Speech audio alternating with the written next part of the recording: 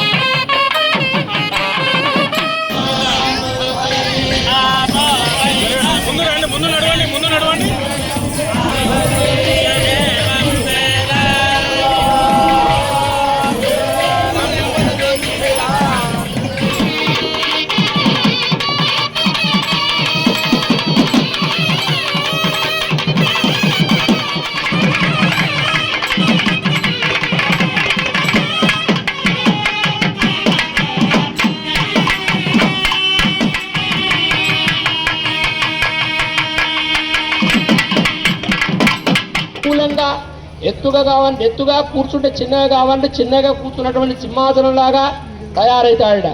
అలాంటి శేషత్వ భావం అంటే భృత్యస్య భృత్య పరిచారక భృత్య భృత్య తద్భృత్య భృత్య ఇది మాం స్మర లోకనాథ అన్నట్టుగా